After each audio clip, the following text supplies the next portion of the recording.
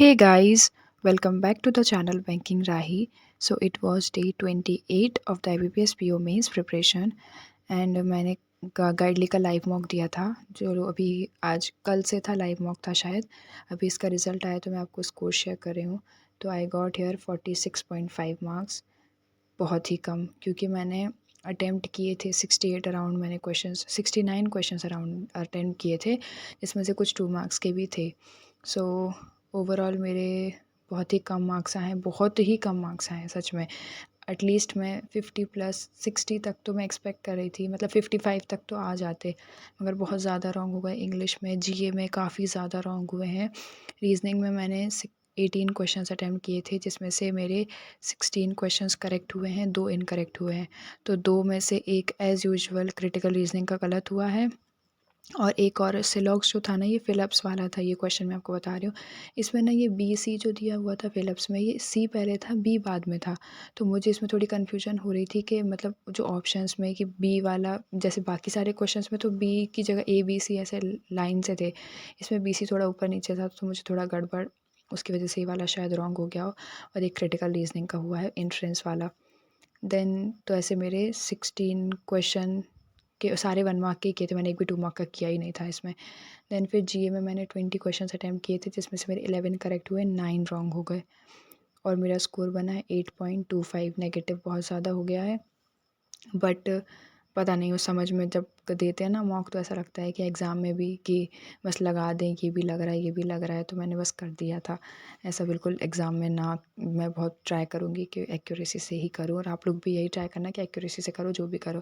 Then English में भी मेरे बहुत ज़्यादा रॉन्ग हुए, बहुत ज़्यादा रॉन्ग हुए हैं। मैंने इसमें 25 क्वेश्चंस करीब अटैम्प्ट किए थे, और मेरे मार्क्स आए हैं 13.25। पैराजंबल सच में बिल्कुल भी अटैम्प्ट नहीं करना है, दिस इज़ द गारंटी। मैं तो कभी बिल्कुल नहीं करने वाली हूँ, क्योंकि मैंने अभी इसमें 3 क्वेश्चन अटैम्प्ट किए, तीनों के तीनों रॉन्ग हो गए। पता नहीं क्या ही होता है ये पैराजंबल में, ऐसे ऐसे बाकी जगह करेक्ट हो जाता है, लेकिन मेन जब हम मॉक लगाते हैं ना, तो पता नहीं यार क्या ही हो जाता है। तो 3 सेंटेंस से तीनों ही रॉन्ग हो गए मेरे। ऐसा ओवरऑल मेरा स्कोर आया है, काफ़ी बेकार सा। देन फिर डिस्क्रिप्टिव भी लाइव था, तो मैंने डिस्क्रिप्टिव भी दिया था साथ-साथ में, तो उसका भी रिज़ल्ट अभी साथ में ही आया है। तो इसमें 15, वैसे तो 15 मार्क्स का लेटर और 10 मार्क्स का, सॉरी 15 मार्क्स का ऐसे और 10 मार्क्स का लेटर आता है, लेकिन इसमें दोनों 15-15 के थे। सो 3-3 ऑप्शन थे, तो मैंने ऐसे लिखा था, एआई इज़ अ बोन और बेन, तो उस पर लिखा था। तो here I got 13 out of 15। अब पता नहीं, मुझे तो ये गाइड पे बिल्कुल भरोसा नहीं है, क्योंकि ये लोग कुछ भी ABCD लिखने पे भी मार्क्स देते हैं अच्छे खासे। तो पता नहीं अब जो भी हो, लेकिन मैंने अपने तरफ से 100% दिया था, और डिस्क्रिप्टिव में भी। और लेटर लिखा था लोकल न्यूज़पेपर को लिखना था, ऐसे आर्टिकल प्रिंट करवाने के लिए। तो इसमें I got 14 out of 15।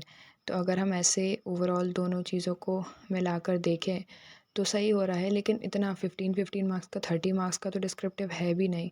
25 marks का सिर्फ डिस्क्रिप्टिव है, लेकिन इनके डिस्क्रिप्टिव के हिसाब से तो 30 मार्क्स हो रहे हैं, और वहाँ 46 मुझे मिले हैं। दोनों को कंबाइन करके 70 अराउंड हो रहे हैं, लेकिन इसका कट ऑफ, और इन्होंने जो कट ऑफ दिया है नॉर्मल, क्या बोलते हैं, ये जो अपने पेपर का मॉक का, बस डिस्क्रिप्टिव के अलावा 82 कट ऑफ है गाइडली का। उससे के हिसाब से तो मेरे बहुत ज़्यादा कम है, अगर सच में, और इतना ज़्यादा हाई लेवल था भी नहीं ये एग्ज़ाम। मतलब ये मॉक जो था ना, ऐसा बहुत ज़्यादा हाई लेवल नहीं था, जैसे ऑलिव बोर्ड में कुछ भी क्वेश्चन डाल रखे थे, वैसा नहीं था। क्वांट भी करने लायक थी, रीजनिंग भी करने लायक थी, पर पता नहीं, मुझे बहुत ज़्यादा डिमोटिवेशन हो रही है। और मैंने सोचा है कि मैं लास्ट, आज है 26 थी आज, मैंने सोचा था कि कल एक और मॉक लगाऊंगी। सॉरी आज 27 है, हाँ आज 27 है, तो मॉक लगाऊंगी, बट अब नहीं लगाने वाली। That's it for the day.